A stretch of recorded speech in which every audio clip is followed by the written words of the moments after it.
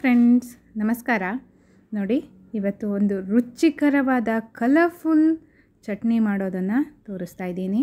ಏನು ಹೋಟೆಲ್ ಸರವಣ ಭವನ್ ಇದೆಯಲ್ಲ, ಅದರಲ್ಲಿ ದೋಸೆ ಮತ್ತು ಊಟದ ಜೊತೆ ವೆರೈಟೀಸ್ ಆಫ್ ಚಟ್ನಿ ಕೊಡ್ತಾರೆ.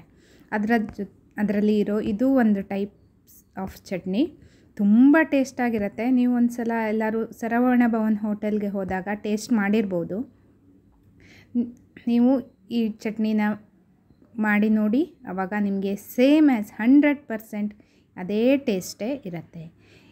ಈ ಹೇಗೆ ಮಾಡೋದು ಅಂತ ನೋಡೋದಕ್ಕಿಂತ ಮುಂಚೆ, ಇದೇ ಫಸ್ಟ್ ಟೈಮ್ ನನ್ನ ಚಾನಲ್ನ ವೀಡಿಯೋನ ನೋಡ್ತಿರೋದು ಅಂತ ಆದರೆ ನನ್ನ ಚಾನಲ್ AVK ಹಾಬಿ ಐಡಿಯಾಸ್ಗೆ ಸಬ್ಸ್ಕ್ರೈಬ್ ಆಗೋದಕ್ಕೆ ಮರಿಬೇಡಿ. ಹಾಗೂ ಪಕ್ಕದಲ್ಲೇ ಇರೋ ಬೆಲ್ ಬಟನ್ನ ಕ್ಲಿಕ್ ಮಾಡಿ ಆಲ್ ಅಂತ ಆಪ್ಷನ್ ಚೂಸ್ ಮಾಡಿದರೆ ನಾನು ಹಾಕೋ ಪ್ರತಿ ವಿಡಿಯೋದ ನೋಟಿಫಿಕೇಷನ್ ನಿಮಗೆ ಬರುತ್ತೆ.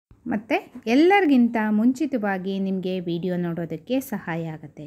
ಬನ್ನಿ ಫ್ರೆಂಡ್ಸ್, ದೋಸೆ, ಚಪಾತಿ, ಇಡ್ಲಿ ಮತ್ತು ಅನ್ನದ ಜೊತೆ ಒಳ್ಳೆ ಕಾಂಬಿನೇಷನ್ ಆಗೋ ಈ ಚಟ್ನಿನ ಮನೆಯಲ್ಲೇ ಹೇಗೆ ಮಾಡ್ಕೋಬೋದು ಅನ್ನೋದನ್ನು ನೋಡಿಬಿಡೋಣವಾ. ನೋಡಿ, ಇವಾಗ ಒಂದು ಪ್ಯಾನ್ನ ಬಿಸಿಗಿಟ್ಟಿದ್ದೀನಿ. ಇದಕ್ಕೆ ಒಂದು 4 ಚಮಚ ಎಣ್ಣೆ ಹಾಕ್ತಾಯಿದ್ದೀನಿ. ನೋಡಿ, ಇದಕ್ಕೆ ಒಂದು 5-6 ಎಸಳು ಬೆಳ್ಳುಳ್ಳಿ ಹಾಕ್ತಾಯಿದ್ದೀನಿ. ನೋಡಿ ಫ್ರೆಂಡ್ಸ್, ಇನ್ನು ಸ್ವಲ್ಪ ಸಿಮ್ಮಲ್ಲೇ ಇಟ್ಕೊಂಡು ಮಾಡಬೇಕು. ಬೆಳ್ಳುಳ್ಳಿ ಚೆನ್ನಾಗಿ ಫ್ರೈ ಆಗ್ತಾಯಿದೆ. ನೆಕ್ಸ್ಟು ಸಣ್ಣಗೆ ಹೆಚ್ಚಿದ ಒಂದು ಮೀಡಿಯಮ್ ಸೈಜ್ ಈರುಳ್ಳಿನೂ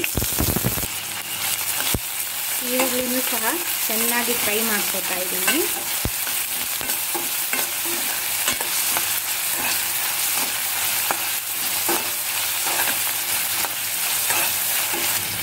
ನೋಡಿ, ಇವಾಗ ಚೆನ್ನಾಗಿ ಫ್ರೈ ಆಗಿದೆ. ನೆಕ್ಸ್ಟು 3 ಟೊಮೊಟೊನ ನಾನು ಸಣ್ಣದಾಗಿ ಹೆಚ್ಕೊಂಡಿರೋದನ್ನು ಹಾಕ್ತಾಯಿದ್ದೀನಿ. ನೆಕ್ಸ್ಟು ಖಾರಕ್ಕೆ ಮತ್ತು ಕಲ್ಲರ್ಗೆ ಅಂತ ಗುಂಟೂರು ಮತ್ತು ಬ್ಯಾಡಗಿ ಮೆಣಸನ್ನ ಹಾಕ್ತಾಯಿದ್ದೀನಿ. ನೆಕ್ಸ್ಟು ಒಂದು ಅರ್ಧ ಚಮಚ ಅರಿಶಿಣ ಪುಡಿ. ಇದು ಎಲ್ಲವನ್ನು ಇವಾಗ ಚೆನ್ನಾಗಿ ಹುರ್ಕೊಳ್ಳೋಣ. ಈ ಒಣಮೆಣಸು ಏನಿರುತ್ತೆ, ಒಣಮೆಣಸು ಮತ್ತು ಟೊಮೊಟೊ, ಈರುಳ್ಳಿ ಮತ್ತು ಅರಿಶಿನ ಪುಡಿ ಎಲ್ಲ ಚೆನ್ನಾಗಿ ಮಿಕ್ಸ್ ಆಗಿ ಟೊಮೊಟೊ ಫುಲ್ಲು ಸ್ಮ್ಯಾಶ್ ಆಗಬೇಕು. ಅಲ್ಲಿವರೆಗೆ ಚೆನ್ನಾಗಿ ಫ್ರೈ ಮಾಡಬೇಕು.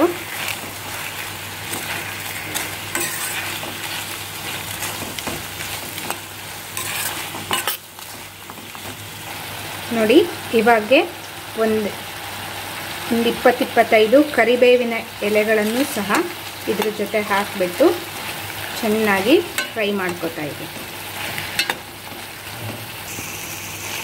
ನೋಡಿ, ಟೊಮೊಟೊ ಎಲ್ಲ ಆಲ್ಮೋಸ್ಟ್ ಸ್ಮ್ಯಾಶ್ ಆಗಿದೆ. ಸ್ವಲ್ಪ ಸ್ಮ್ಯಾಶ್ ಆಗಬೇಕು. ಇವಾಗೆ ಆಲ್ಮೋಸ್ಟ್ ಘಮ ಘಮ ಅಂತ ಪರಿಮಳ ಬರ್ತಾ ಇದೆ ಫ್ರೆಂಡ್ಸ್. ನೋಡಿ ಫ್ರೆಂಡ್ಸ್, ಇವಾಗ ಎಷ್ಟು ಕ್ಲೀನಾಗಿ ಬೆಂದಿದೆ ನೋಡಿ ಟೊಮೊಟೊ, ಈರುಳ್ಳಿ ಎಲ್ಲ.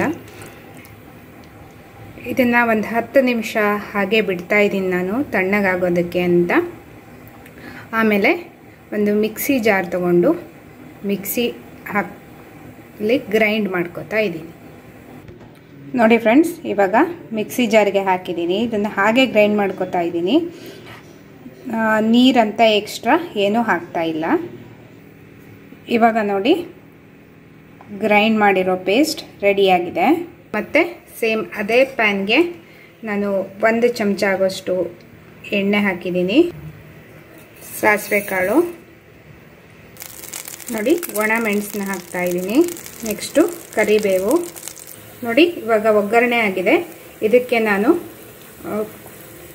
ಗ್ರೈಂಡ್ ಮಾಡಿರೋ ಪೇಸ್ಟನ್ನು ಹಾಕ್ತಾಯಿದ್ದೀನಿ.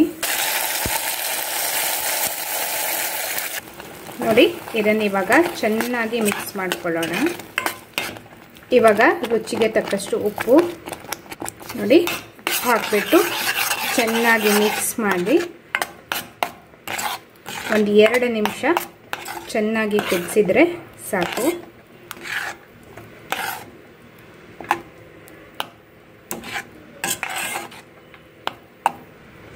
ನೋಡಿ ಫ್ರೆಂಡ್ಸ್, ಇವಾಗ ಇದನ್ನು ಮತ್ತೊಂದು ಸರ್ವಿಂಗ್ ಬೌಲಿಗೆ ಹಾಕ್ಕೋತಾ ಇದ್ದೀನಿ.